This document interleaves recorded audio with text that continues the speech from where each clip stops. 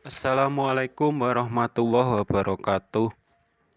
Bismillah, alhamdulillah, wa syukuri nikmatillah, la haula wa la quwata illa billahil aliyul azim. Kitab suci yang diwahyukan kepada Nabi ada 4. Disebut kalamullah. Di dalam kitab suci ada ayat atau dalil. Ayat atau dalil tidak ada yang menyamai ataupun melebihi kitab sucinya. Bila ada ayat warnanya sama dengan kitabnya, apa mungkin dapat dibaca? Apabila ada ayat yang melebihi kitab sucinya, apa dapat dibaca? Selain kitab suci atau kalamullah, ada kalam qadim. Bagaimana dapat menyentuh atau membaca kalam qadim?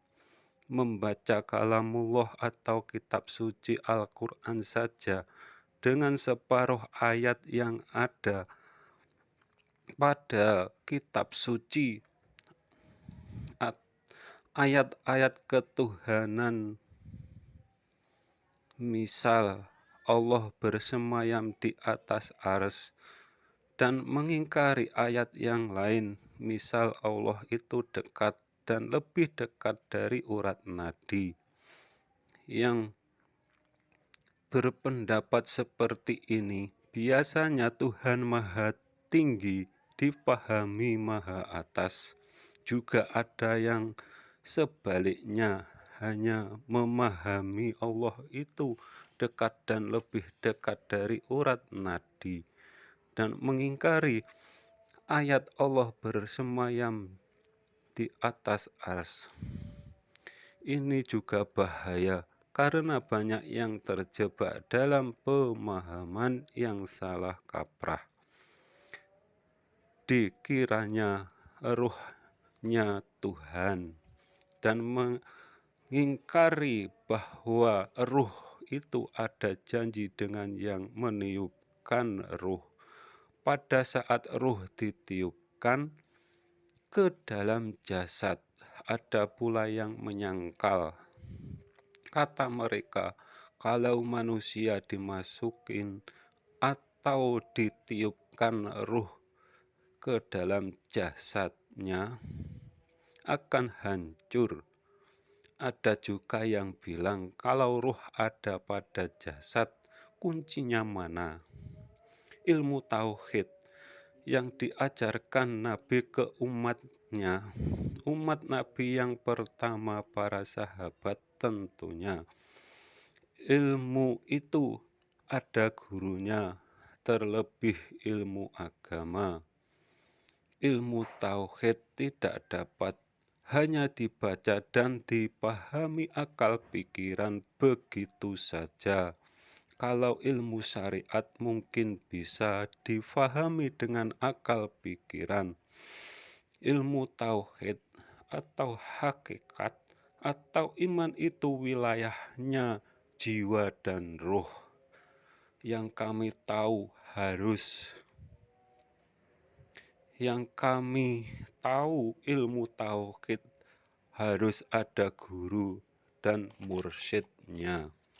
Tak cukup demikian saja, harus ada sanad keilmuan yang tidak boleh terputus nyambung ke nabinya, itu baru benar. Semua nabi beragama Islam karena semua nabi menuhankan Tuhan yang maha sempurna, maha yang artinya tidak ada makhluk yang menyamai atau melebihi. Bila ada yang menyebut Tuhan hanya setinggi Nabi Adam saja, dari mana bisa dibilang maha? Dan itu menyelisihi kata maha, dan banyak makhluk yang melebihi tingginya Nabi Adam. Mungkin mereka memahami ruhnya Nabi Adam itu Tuhan, dan menyangka ruhnya Nabi Adam estafet ke anak cucu sampai saat ini yang mengembang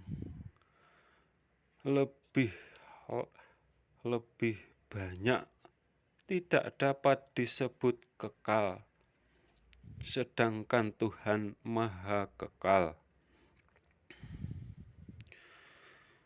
Ilmu harus ada guru, kalau tidak ada gurunya berarti gurunya iblis. Iblis dendamnya dengan Nabi Adam dan agar semua anak cucunya mengikuti iblis dalam dunia dan akhirat dan memenuhi neraka. Wassalam.